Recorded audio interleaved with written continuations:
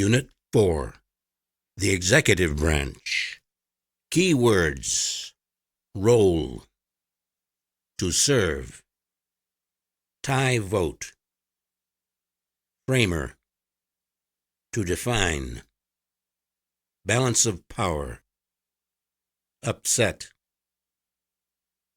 term, to oversee, to appoint, to fire, commander.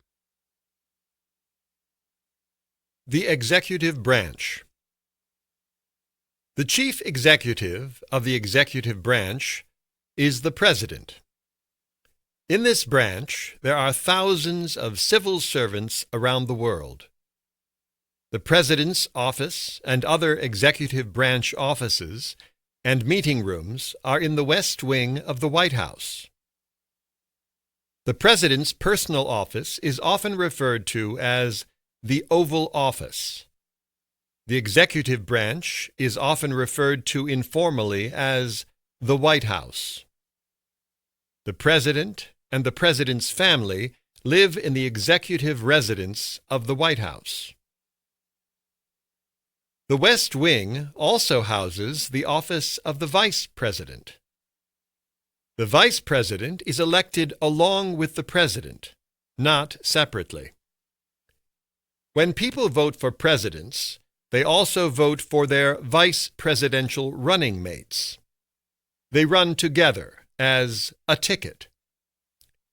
Vice presidents do not usually play a big role in the government, although they also serve as President of the Senate.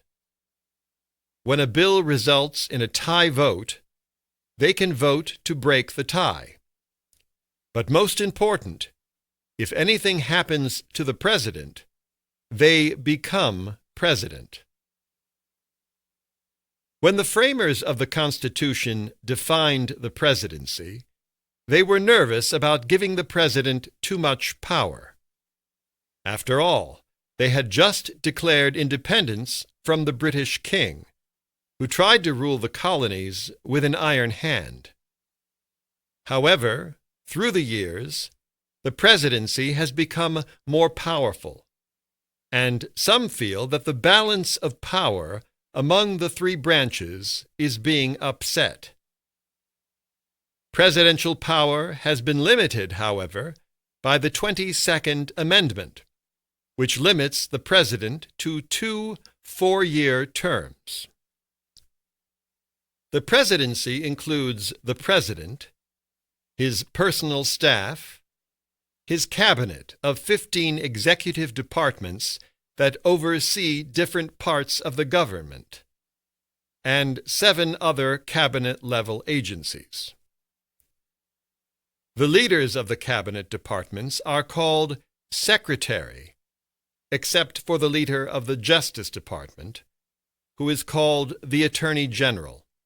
The President appoints these cabinet heads and agency directors. The President can also fire them.